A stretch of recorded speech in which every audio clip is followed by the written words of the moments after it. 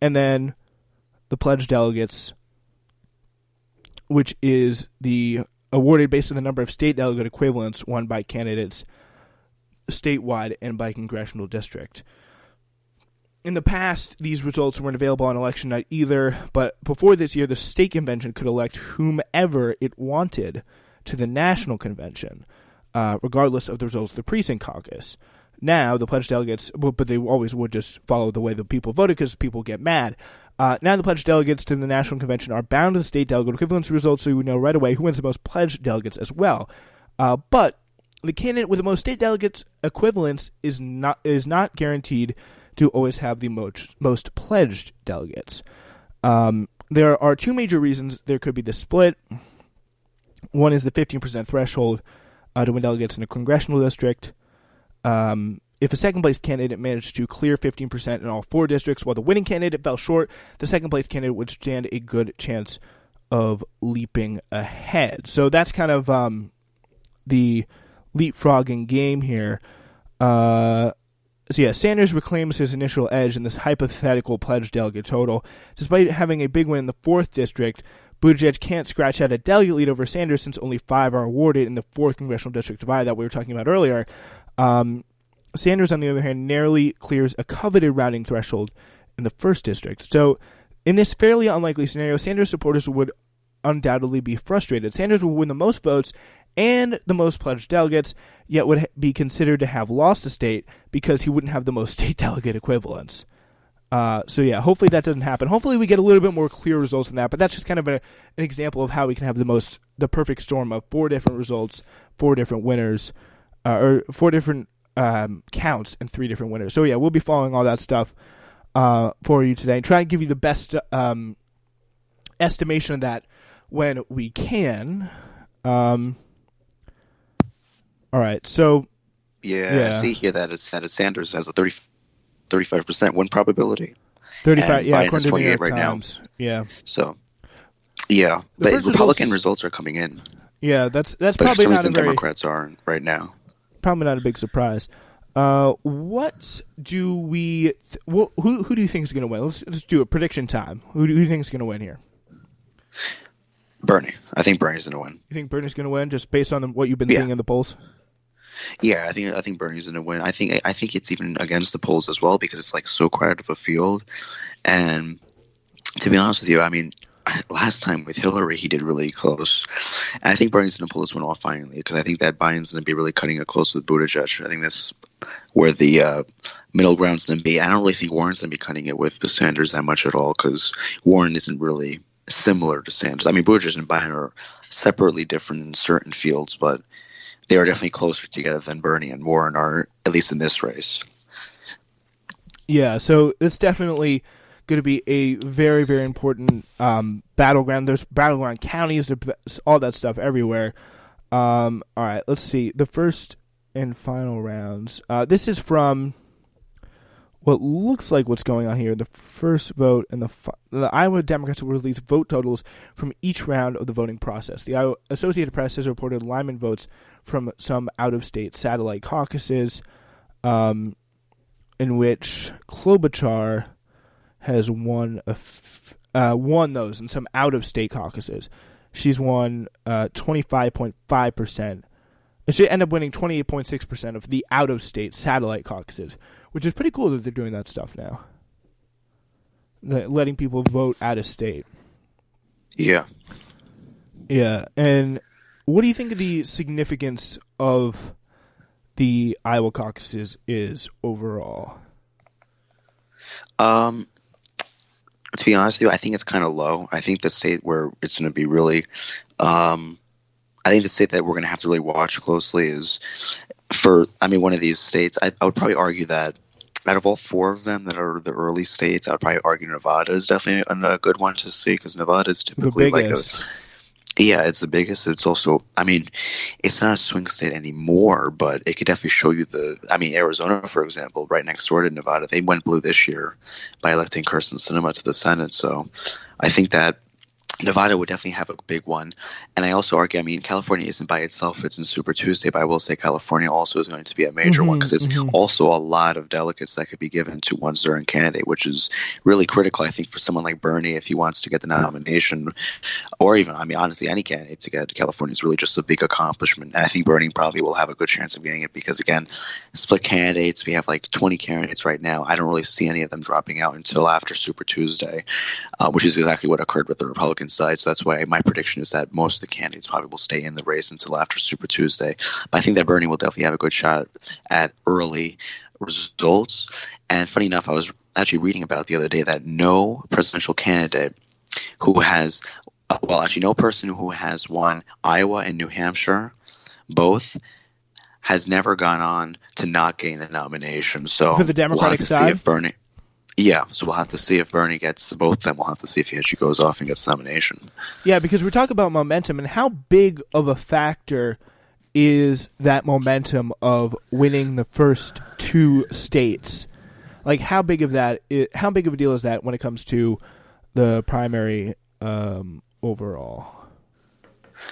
Well, I think definitely keeping a pace of winning will definitely have a candidate having a very strong momentum. I think that if Bernie can pull it off in two states, I don't really see any reason as to why he can't. I don't know if he can necessarily pull it off in South Carolina, but he definitely could make an interesting race there. Yeah.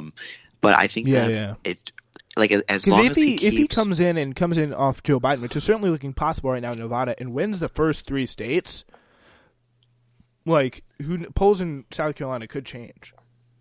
Yeah, I mean, I definitely could see a lot of things changing with this race, to be honest with you. I mean, I could even picture a possible win for Warren if magically something happens in the race. I mean, like, the fact that Warren was typically in second like 4 weeks ago, and then Buttigieg was in first in Iowa, and now we're looking at polls today, and we see Biden's in second and Sanders is in first. I mean, this race has a lot of change that could possibly happen. I mean, I could even see a possibility of a Biden sweep in not New Hampshire, but in South Carolina and Nevada, because this race is really going to depend, I think, on who really kind of brings most of the values to the people who are voting. And it seems like Biden and Sanders right now have the biggest firestorm behind them. I mean, Buttigieg and Warren have kind of died down. I mean, Warren did have a pretty good potential. I mean, but she kind of, I think it's funny because, like, she screwed herself over with that thing about how Bernie supposedly said in that closed door conversation that he didn't want a woman president. I mean, she used that to try to help her out, but it actually was used to her demise, it seems. Yeah, it definitely seems like that was a big role of it. I'm seeing all these polls here on CNN about moderate voters, what they think, what all these different people think, and all these different groups of, like, self-identifying people based on their beliefs. Do you think there's any kind of benefits to that? I don't really think there's too much of a benefit. I think that the problem that with many how people vote in this country is they kind of vote based off the title. Like, for example, Buttigieg always goes up, and he's always like, I'm the guy who will get stuff done. I'm the moderate who will work across the aisle. I mean, Biden does that as well, but Buttigieg is like, that's like his literally main message of his entire campaign is that he'll go up and get stuff done across the aisle, which I don't really think is actually a bad idea. But the fact of the matter is, it's like, I think that the problem with this country is how we vote is that we always, like, go off of, like, what the personal title of the person goes off of. And, like, Bernie doesn't really go off a title, to be honest with you. I mean, people always, label him for him, which I don't really think is very fair. Which, I mean, Bernie actually would probably be an outsider to this because Bernie doesn't really talk about it. But Warren, for example, she calls herself, like, the boldest progressive in the race, which is obviously a lie. Klobuchar does the same thing. But I think that the problem is, does it really help a candidate? I mean, sadly, yes, in this country, it will help a candidate out because it worked for Obama, it seems like, at least in 2008 against Hillary Clinton, that he used himself as the more quote-unquote progressive, other than Hillary, who at the time was infamously known for her Walmart corporate lawyer business that she was going on with Walmart, which definitely did not help her out at all in the primary. But, I mean, titles, I think they help if they're used in the right way. And I think that if, for someone like Bernie, if he actually can, like, rely, like, because some people, like, I would say throw things at Bernie that definitely aren't factually correct. And I think that if he actually tells himself in a better way, I think that sadly maybe probably could help him out a little bit. But I don't really think that titles really should. But it seems like in this country people vote based off of titles for some reason. People are going to be like, oh, I'm very, very moderate.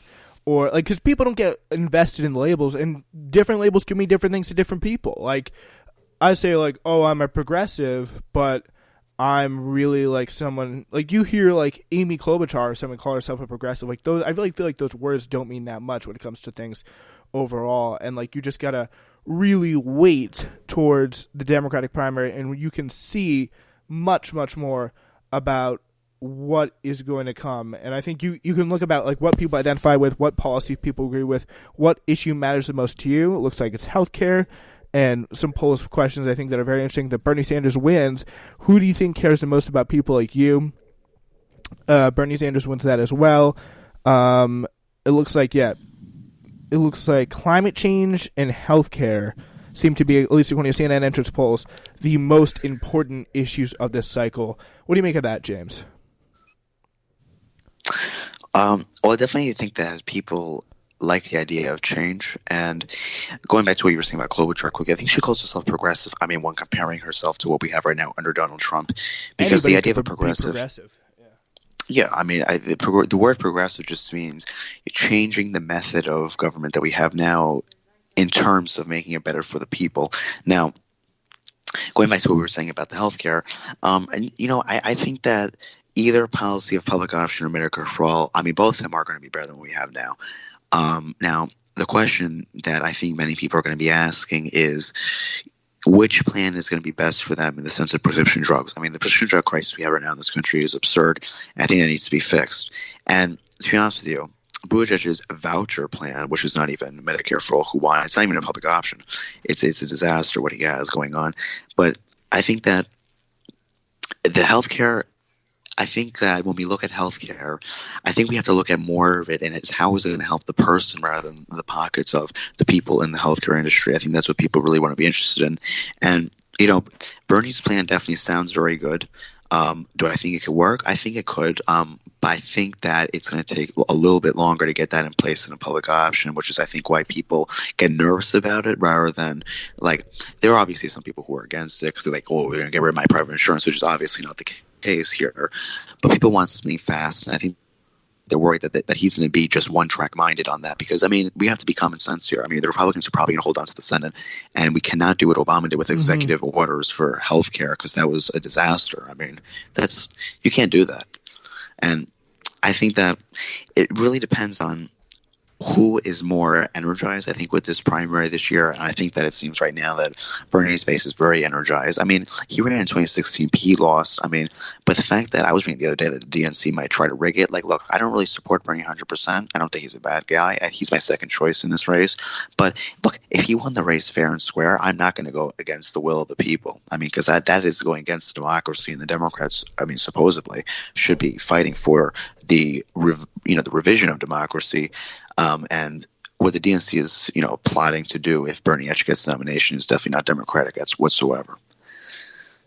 Yeah, I think that's definitely. Do you think they're actually going to try and pull something off like that, like make a Mike Bloomberg type second ballot at the convention, some sort of coup against the will of the Democratic voter? Like, do you think they would be actually bold enough to try that? Because not only would that completely split, maybe even fatally kill the Democratic Party, but lead to an all-time easy win for President Trump and former user President Trump. So, do you think they would be really truly bold enough to come in there and try that? I think that they definitely will try it. I mean, I think that it comes down. I mean, look, on their mind, they definitely want to do it. I think they're going to have to first see what the response from the people is, which I can definitely tell you right now is not going to be good. And but it will really hurt. Does everybody matter in this situation, or do you think it could just only be the richest among us, and the people who really do control the Democratic Party? Yeah, I mean, I think that to be honest with you, I think that it will definitely cause a bad rift. I think that it would definitely benefit those higher up. I mean, but I will say there probably are some people who would be okay with that because, I mean, for some reason there are a lot of people who are like never Bernies, which like, they're never going to vote for him for some reason. And do I think that they're going to get through with it? Well, I think they might try it. I don't know if it's actually going to work at all. And the only thing I know is if that actually occurs, we are not going to win the election. And I think that that's what they're going to sort of have to realize here. Now, I think that it would definitely hurt the prosperity that we have right now. And I mean, look, I think that